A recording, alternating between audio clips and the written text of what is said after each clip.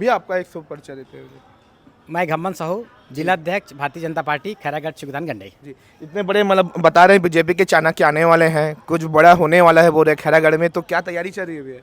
हाँ, कल हमारे देश के हाँ गृह मंत्री जी और हमारे भारतीय जनता पार्टी के पूर्व राष्ट्रीय अध्यक्ष आदरणीय अमित शाह जी का कल खैरागढ़ विधानसभा में एक बड़ी आम सभा है। जी। और उसमें हमारे प्रत्याशी श्री संतोष पांडे जी के पक्ष में प्रचार प्रसार के लिए आदरणीय गृह मंत्री जी आ रहे हैं। ये कहा जा रहा है कि ये जो लोकसभा राजनांदगांव लोकसभा है, बाहुबली लोकसभा कहे जाते हैं, ये भी वो बोला जा रहा है कि भूपेश बघेल पूर्व मुख्यमंत्री हैं, उनके डर में अमित शाह जी को आना पड़ रहा है, ऐसे लोग बात चल रहे हैं, क्या कहना चाहेंगे इसके लिए? देखिए, मैं ऐसा नहीं मानता। जी। अभी 4 महीना पहले जो चुनाव हुआ हाँ उसमें पूरा छत्तीसगढ़ के जनता ने नकार चुके हैं। जी।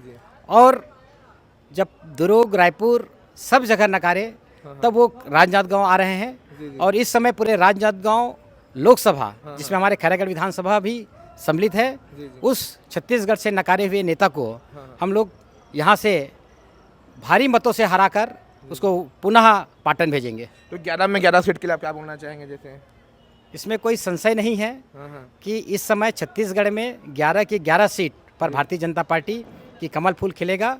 और मोदी जी के जो 400 पार में हमारे 11 का एक कमल फूल का एक माला मोदी जी को भेंट करेंगे। कुछ ये सवाल रहेगा, जैसे आप देखे होंगे विधानसभा में भारतीय जनता पार्टी ने जो महतारी योजना लाए थे, हर घर एक महिला लोग एक हजार की बात किया जा रहा है, उनके द्वारा 1 लाख देने की बात किया जा रहा है।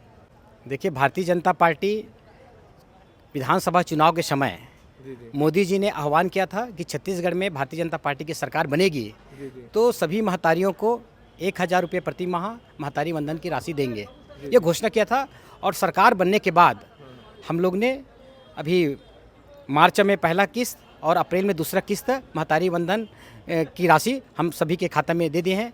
रही सवाल जो कांग्रेस के जो प्रत्याशी है वो कह रहे हैं कि हम 1 लाख रुपया देंगे, मैं आपके माध्यम से भूपेश बघेल जी से पूछना चाहूँगा या कांग्रेस पार्टी को पूछना चाहूँगा कि लोकसभा की 272 सीट की बनने जिसकी सीट आती है वो सरकार बनाती है।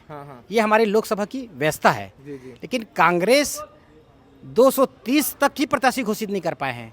अब उनको पता है जब उनको सरकार बनना ही नहीं है तो कहने में तो कुछ लगता नहीं, मैं तो कह दूंगा ये करूंगा वो करूंगा। लेकिन भारतीय जनता पार्टी जो कहती है वो करती है। और कांग्रेस जो भूपेश बघेल जो लोकसभा का प्रत्याशी है वो 5 साल तक पूरे छत्तीसगढ़ को ठगा है और राजनांदगांव में फिर से ठगने का प्रयास कर रहा है। लेकिन पूरे जनता और हमारे राजनांदगांव लोकसभा के 8 विधानसभा की सभी जागरूक देवतुल्य मतदाता समझदार हैं और उस भूपेश बघेल की उस बहकावे बात पर कोई नहीं आएगी। जो राम मंदिर बोलना ठीक है। ये भी कहा जाता है कि भारतीय जनता पार्टी धर्म और हिंदुत्व की राजनीति करती है, उसके लिए आप क्या कहेंगे? जैसे देखिए, जो ऐसा कहते हैं, आरोप लगाते हैं, वो उनका बेवकूफ़ी है, गलत है। मैं ऐसा नहीं मानता।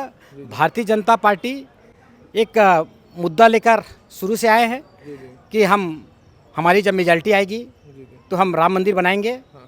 और जब हमारा मेजॉरिटी आया और वो सनातन धर्म जिसके लिए हमारी कई पीढ़ियों ने वो अवसर देखने के लिए तरस रहे थे, वो मोदी जी के नेतृत्व आने के बाद 500 साल बाद रामलला जी के भव्य मंदिर अयोध्या में बनकर तैयार हुआ है। और उस राम मंदिर के लिए विधिवत सबको निमंत्रण भी दिया गया था। राम मंदिर की निमंत्रण को भी कांग्रेस ने ठुकराया है। और कांग्रेस ने सिर्फ राम मंदिर के निमंत्रण को नहीं ठुकराया है बल्कि हिंदू सनातन धर्म का अपमान किया है। और इसकी बदला इस समय पूरे हिंदुस्तान की लोकसभा में कांग्रेस को देने वाली जनता। धन्यवाद। बस।